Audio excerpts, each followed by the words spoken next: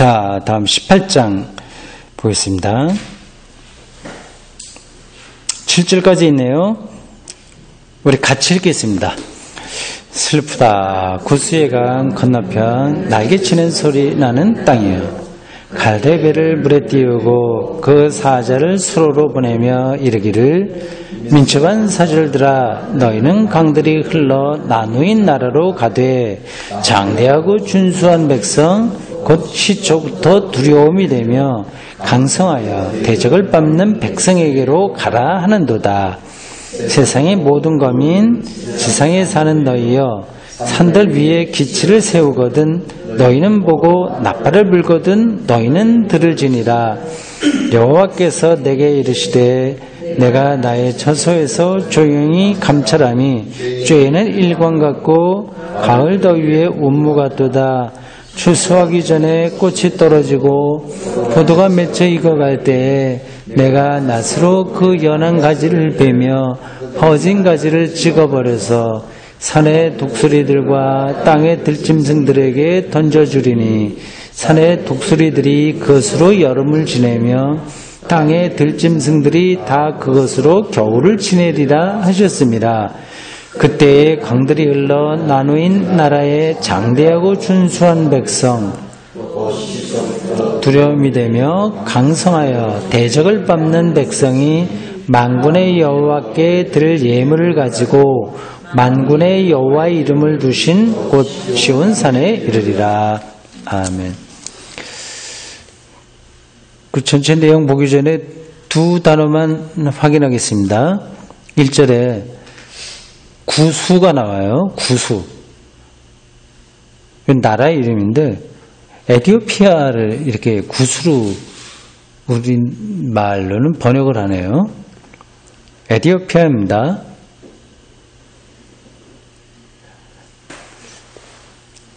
지난주 설교에 빌립이 가사 그 광야로 갔다가 수레를 타고 지나가는 어떤 고관을 봤는데 그 사람이 에티오피아 사람 간닥의 여왕의 내시 고관이었습니다. 그때 그 에티오피아가 지금의 에티오피아가 아니라고 제가 말씀드렸죠. 혹시 기억하세요? 이름이 어느 나라라고 한 거 기억하시나요? 에티오피아가 아니라 고대의 도시 수단 있는 쪽에 북쪽. 그렇죠. 수단은 우리에게 익숙한데 누비아라고 하는 고대 도시 나라입니다. 누비아. 이 아프리카 지도를 한번 생각해 보세요. 아프리카 지도. 감사해요. 지도를 다시 한번 가봅시다. 여러분들. 네? 아프리카는 성경 지도 안 나옵니다. 안 나옵니까? 부분적으로는 나와요. 어디를 보면 되냐면 신약의 세계 쪽으로 가보시죠. 신약의 세계. 신약의 세계 아까 제가 봤다고 그랬나요? 그 맨 밑에가 아프리카입니다. 지중해 밑에가 아프리카예요. 애굽 있죠? 애굽에 나일강 유역입니다. 여기가. 거기 이렇게 선으로 쭉 갈래갈래 걸러진 게 나일강이 위에서 쭉 내려오다가 막 옆으로 갈라진 거예요. 아니 보통 강이라고 하는 게 위에서 여러 갈래가 모여서 하나로 나가게 되는데 여기는 하나로 왔다가 거꾸로 돼버렸어요. 여기가 굉장히 넓은 평야 지역이니까 강이 한 곳으로 아니고 여러 곳으로 갈라진 것 같습니다. 알렉산드리아가 있죠. 이게 유명한 도시입니다. 알렉산드리아가. 아까 가이사랴가 로마 황제 카이저의 이름을 딴 거라고 했는데 이 알렉산드리아는 알렉산더라고 하는 마게도니아 왕의 이름을 딴 도시입니다. 그 당시에는 그렇게 왕의 이름을 따서 많이 이름을 줬어요. 그 당시만이 아니라 그 뒤에도 그런 거 많이 있습니다. 콘스탄티노플도 그렇고요. 맞습니다. 애굽을 보십시오. 그 아프리카 거기서부터 시작하는데 애굽 바로 밑에가 수단이에요. 수단. 굉장히 넓어요, 그 나라도. 그러니까 나일강을 같이 끼고 있습니다, 밑에. 그리고 수단에서 그 바로 밑에 있는 데가 에티오피아입니다. 지금의 도시로, 지금의 그 나라 이름으로 따지자면. 근데 고대 이름으로 말하면 애굽과 밑에 있는 수단 그 사이에 있는 나라가 누비아라고 해요. 근데 그거를 우리 성경에서는 에티오피아 이렇게 번역을 사도행전에서는 하고 구약에서는 지금 뭐라고 그랬죠? 바로 앞에서 누비아. 아니 번역 우리 성경에는 구스. 예, 그랬습니다. 구스. 예. 이게 지금 이 에티오피아하고 완전히 관계가 없는 건 아니에요. 조금만 내려가면 에티오피아인데, 근데 밑에 에티오피아가 있고, 지금 지명으로 따지면 에티오피아가 있고, 그 다음에 수단이 있어요. 그리고 위에 이제 이집트가 나오죠. 이집트하고 수단, 북동쪽에 있었던 고대 나라가 누비아였다. 그리고 거기에 여왕이 대대로 통치했고 그 여왕의 이름을 가리켜서 이름이 아니라 그 하나의 보통 명사로서 그를 여왕을 가리키는 이름이 간다게였다는 겁니다. 예, 여기 18장 1절에 나와 있는 구수는 이디오피아인데 실제로는 누비아다. 그렇게 생각하시면 되겠습니다. 7절 마지막 뒷부분 가보십시오. 7절 만군의 여호와의 이름, 만군의 여호와라고 하는 표현들이 많이 나옵니다. 그건 아주 특별한 의미를 가지고 있는 거예요. 만군의 여호와의 이름. 이름을 두신 곳 시온산에 이르리라. 이 비슷한 표현이 앞에서도 나옵니다. 16장 1절로 가보십시오. 너희는 이 땅 통치자에게 어린 양들을 누리되 셀라에서부터 광야를 지났다 시온산으로 보내지니라. 시온 18장 마지막 7절 후반부에도 나온 시온이고요. 16장 1절에 나오는 시온, 그러니까 하나님의 백성이 있는 곳, 그것을 이제 시온성, 시온, 이렇게 얘기합니다.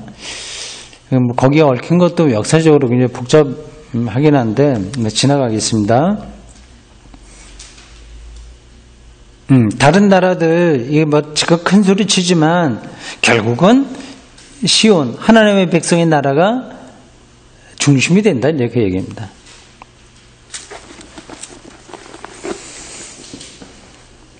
자, 4절 보십시오. 여호와께서 내게 이르시되 신탁이죠. 하나님에게서 말씀을 받았는 특별한 경험을 한 겁니다. 내게 이르시되 내가 나의 처소에서 조용히 감찰함이 쪼이는 일광 같고 가을 더위에 운무 같도다. 허무하다, 일시적이다 그게 아니라 가만히 있는 것 같지만 정말 중요하다 얘기죠. 하나님의 말씀. 겉으로 드러나지 않은 것 같은데 틀림없다 얘기죠. 문학적으로 그렇게 표현한 겁니다. 2절 보십시오. 갈대배를 물에 띄우고 갈대배 구스 이디오피아 누비아입니다. 나일강에 자라는 갈대로 배를 만들어서 물에 띄우고 그런 표현들입니다.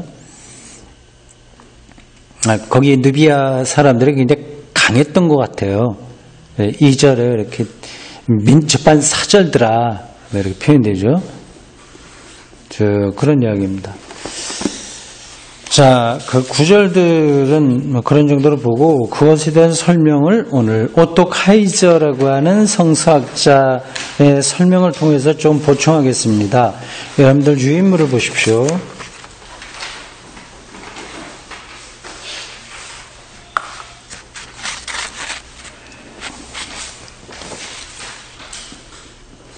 오토 카이저의 이사야 2권입니다. 이거 말고 내용이 많이 있는데 그 중에서 일부분만 발췌했습니다. 18장 1절에서 6절 다시 한번 되돌이켜 보면 앞에서 쭉 설명했어요. 이 사람이. 굉장히 복잡한 겁니다. 한번 접어두고 그걸 되돌이켜 본다면 요약해서 우리는 시간과 공간이 확인되지 않는 하나의 이상적 장면에 언급된 사신들이요. 예. 이분의 그 남북 정상회담 하기 위해서도 우리 밑에 장관 아닌데? 특사 이런 사람들 가잖아요. 갔다 오고 그랬잖아요. 미국에서도 북한 갔다 오고 했지 않습니까? 이게 다 사절들이 미리미리 그런 거 하는 거예요. 사신들의 길을 떠날 때 이게 어떤 건지 지금 확인하기는 힘들다 하는데 이제 어떤 그림이 그려지는 거죠. 그들에게 어떤 메시지가 주어졌는가를 밝힐 수 있다. 지금 특사들이 왔다 갔다 하면서 북한의 핵을 어떻게 폐기할 거냐, 그런 거 서로 미리미리 얘기하는 것처럼 그 메시지가 있는 거거든요. 사신들은 거만하고 미려는 아니고 아름답다는 뜻인데요. 거만하고 미려는 아니겠죠. 미려하고 힘이 센 에티오피아 민족, 누비아 민족에게 야훼가 정한 시간에 이방 민족의 군대들이 그들을 멸망시킨다는 소식을 전했을 것이다. 아하. 원 묵시문학자는 이게 마지막이다, 종말이다, 멸망한다 이런 것들은 좀 묵시문학적인 성격이 있는 거예요. 그 요한계시록을 우리가 묵시문학이라고 하지 않습니까? 이게 우주 전체의 마지막을 이야기하기 때문에 그렇습니다. 네, 저 영화도 어떤 영화를 좀 묵시적인 성격이 있어 그러면 이 역사가 끝나는 어떤 그런 걸 가지고 있는 거거든요. 시에도 그렇고 예술도 그렇고 그렇습니다. 묵시문학자, 이거 원래 묵시문학자는 원방 민족에 대한 멀리 떨어져 있는 민족에 대한 그 누비아, 에티오피아 여기 좀 떨어져 있죠. 이스라엘에서 볼 땐 좀 떨어져 있습니다. 그래서 이 현학적인 지식과 현학적이다, 굉장히 고상한 지식을 얘기할 때 현학적이라고 합니다. 아주 실질적이라기보다도 굉장히 그 미사역으로 꾸며놓고 아주 이론적이고 그런 현학, 아주 어두운 학식이다 이럴 때 그렇게 표현해요. 현학적인 지식과 이사야의 포도원 은유와 오늘 우리가 읽은 곡이 나와 있는 것들입니다. 지금 우리는 쉽게 이렇게 보지만 그 당시는 그런 걸 다 지금 여기 설명한 그런 의미를 갖고 이게 기록된 거예요. 포도원 은유와 자기 나름의 참신한 자연 관찰을 기초로 해서 하나의 신탁을 만들었다. 신탁, 제가 여러 번 말씀드린 단어입니다. 그냥 계시라고 보통 말할 수 있는데 그거하고도 좀 성격이 다른 거예요. 하나님으로부터 특별한 메시지를 받는 것, 선지자들이 받는 것, 그걸 신탁이라고 합니다. 우리는 이 신탁이, 그건 위에서 무조건 받으니까, 특별한 거다 생각할 수 있지만, 그거를 받은 사람이 또 중요합니다. 선지자가요. 아무 준비가 되지 않은 상태에서 신탁이 오는 건 아니에요. 시를 쓸 수 있는 준비가 된 시인에게만 언어가 말을 걸듯이 이 신탁도 준비된 선지자에게만 가능한 어떤 영적인 경험입니다. 우리는 이 신탁이 부분적으로 명확하지 않고 이 신탁의 표상 내용이 이렇게 앞에 생각한다는 거예요. 그게 어떤 걸 가리키고 있는 내용이 중간에 바뀌어졌음에도 불구하고 이건 아주 전문적인 건데 바뀌어진 게 뭐냐 하는 거죠. 그건 이제 복잡하니까 그러려니 하고 넘어갑니다. 이 신탁이 하나의 완결된 단위라고 하는 점에서 이론을 제시할 수 없다. 이사야 18장이 완결된 거다 하는 겁니다.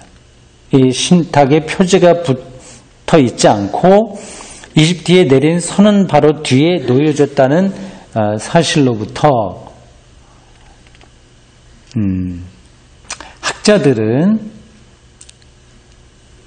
이집트에 내린 선언은 바로 앞에 나온 걸 가리킵니다. 그건 지나가고요. 학자들은 이 신탁이 후대에 이르러 비로소 이사야 두루마리 속에 수용되었다고 추론하기도 하고 20장 3절 이하가 이미 대본으로 주어져 있었던 그 신탁의 저자가 이디오피아, 누비아에 내린 특별한 말씀마저 이방 민족이 내린 신탁 모음집에 받아들이려고 했다고 추측하기도 한다. 뭐 특별한 내용은 아닙니다. 이게 보충한 건데요. 1절에서 6절까지 이게 비록 조금씩 우리가 모르는 부분이 있으나 그리고 이사야의 특별한 그 신학적이고 문학적인 표현들이 있고 중간에 주제가 조금 바뀌는 부분들이 있긴 하되 전체적으로 완결된 이사야의 작품으로 봐도 된다 하면서 조금 다른 부분들의 가능성을 말하고 있습니다. 복잡한 설명이네요. 다음 7절 끝으로 이 신탁을 읽은 후대 한 독자는 거만하고 준수하며 힘센 에티오피아 민족이 야훼가 그 민족의 심판을 집행하자 야훼의 통치에 복종했으며 야훼의 권능을 인정하는 징표로서 시온산으로 예물을 가져갈 것이라는 확신을 표현하였다. 7절에 그러한 내용이 들어있다는 겁니다. 시온산 아까 제가 그 16장 1절에 나온 것이 다시 한번 반복된 거라고 말씀드렸습니다. 그날은 후대의 독자가 보기에 5, 6절에 예언된 멸망의 때이며 그것은 오직 야훼만이 알고 있다. 그 민족이 예물을 가져올 것이라는 예배 의식문적 어구는 요 표현 말이에요. 그 민족이 시온에 예물을 가져올 거다 하는 거는 예배 드릴 때, 그러니까 그들로 보면 제사를 지낼 때 들어올 만한 문장이라고 하는 거죠. 우리도 예배 드릴 때 예수 그리스도의 평화가 여러분과 함께 하시길 바랍니다. 이게 예식문이잖아요. 그런 것처럼 이런 표현들은 제사 의식문에 들어올 만한 건데 이것은 시편 68편 30절에서 비롯된 것이다. 이렇게 학자들이 연구하고 있습니다. 이 구절이 어디에 온 건데나 뭐 등등이요. 이게 맞나 한번 확인해 볼까요? 68편 시편 30절을 보시죠.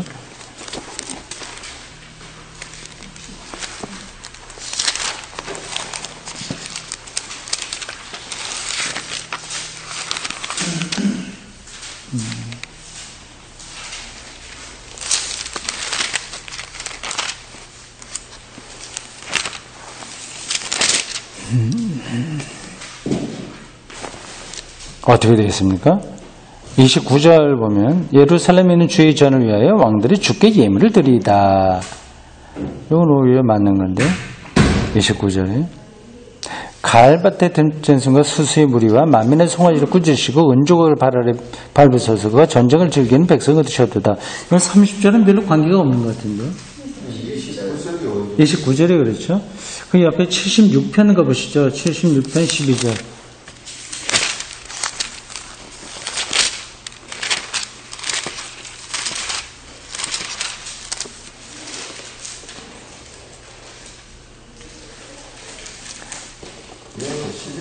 더 많아요. 11절이 맞는 것 같죠? 너희는 여호와 너희 하나님께 서원하고 갚으라. 사방에 있는 모든 사람은 마땅히 경외할 이에게 예물을 드리지로다. 이렇게 구절이 한 절씩 오차가 나는 이유가 뭘까요?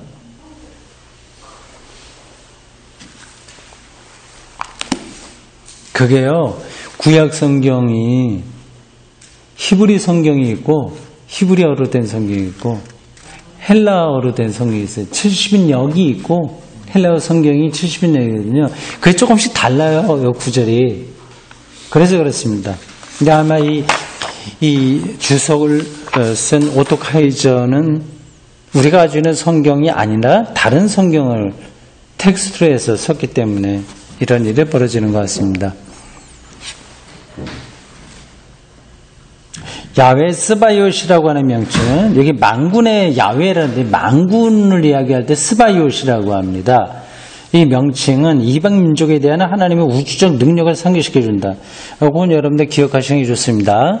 만군의 거의 여러 번 나오지 않습니까? 그건 욥기에도 나오고 몇 군데 제가 기억을 하는데요. 18장 7절 후반절에 보면 만군의 여호와의 이름 이런 표현이 나올 때에는 이방 민족에 대한 하나님의 우주적 능력을 가리킨다. 그 생각을 갖고 그 단어를 쓴 겁니다. 어떤 때는 여호와라고만 되고 어떤 때 하나님이라고 하고 어떤 때 주라고도 하고 각각 표현들이 다른데 그거마다 의미들이 다릅니다. 근데 만군, 이거는 스바이옷이라고 하는 단어를 번역한 건데, 이거는 하나님의 이방인을 향한 우주론적인 능력을 가리킬 때 쓰는 단어다. 그래 알고 계시면 되겠습니다. 저도 그렇고 기억해둬야 되겠네요. 중요한 겁니다. 이방 민족들에 대한 하나님의 우주적 능력을 가리킬 때는 만군이라고 하는 단어가 들어갔다. 에디오피아인들에게 주어진 2절의 별명이 다시 등장함으로써 야훼의 권능을 강조하려는 의도가 또다시 드러난다. 이건 이스라엘 사람이니까 그렇게 하나님을 강조하고 이방인에게 하나님의 능력이 드러난다고 얘기하지. 이거는 맞을 수도 있고 아닐 수도 있어. 이렇게 생각하시면 안 됩니다. 저는 하나님의 그 우주적 능력을 이사야를 비롯한 선지자들이 뚫어본 거예요. 그거는 옳은 이야기입니다. 그게 왜 옳으냐? 그건 제가 설명하지 않겠습니다. 그냥 단적으로만 얘기하면 한 나라도 없어져요. 이제 아무리 엄청난 민족이나 국가나 그러나 하더라도 이게 하룻밤에 없어지는 거하고 큰 차이가 없으니 하나님의 우주적 능력은 당연한 겁니다. 비록 이 민족이 매우 강하고 풍요롭다고 할지라도 야훼는 훨씬 더 강하고 훨씬 더 풍요롭다. 이런 게 핵심들입니다. 정복당한 사람들의 순례의 목적지는 야훼 스바이옷의 이름, 야훼 만군의 이름이 깃든 거룩한 장소 곧 시온산이다. 이걸 좀 영적으로 해석한다면 시온은 우리 기독교적으로 말하면 뭐죠? 예수 그리스도죠. 유대인들에게는 시온산, 시오니즘, 시온에 대한 절대화가 있었다고 한다면 그게 이제 신학에서 극복되고 예수 그리스도에게 우리가 경배를 바쳐야 될 그 관점이 달라진 거죠. 이처럼 예루살렘 성전에 우회적으로 표현된 것은 신명기 사가의 성명신학이 반영된 것이다. 성명신학이 무슨 말인지 모르겠네요. 이건 지나갑시다. 이 신학은 하늘에 있는 야훼의 초소를 야훼의 이름과 결부된 지상의 계심이 경배 장소와 구별한다. 지나가요. 이 첨가구의 배후에는 2장 2에서 5절, 45장 14절과 60장 3절 이하 끝으로 66장 18에서 19절, 21절에도 나타난다. 나타나듯이 이방 민족들이 시온으로 순례하리라고 하는 대망이 깔려있다. 이스라엘 사람 선지자들의 대망이었고요. 앞에서 말씀드린 대로 우리는 그 선지자들의 이런 대망과 그 기대와 꿈이 누구에게서 실현됐다고 믿습니까? 예수 그리스도에게서 실현됐다고 믿는 거죠. 그런 점에서는 여전히 유대교하고 우리 기독교하고는 경쟁 관계에 있습니다. 완전히 다른 건 아닌데, 그래 너희들이 말하는 그 메시아, 너희들이 기대하고 있는 시온, 그거는 바로 예수 그리스도이시다 하는 거를 우리가 그들에게 변증해 낼 수 있어야 되죠.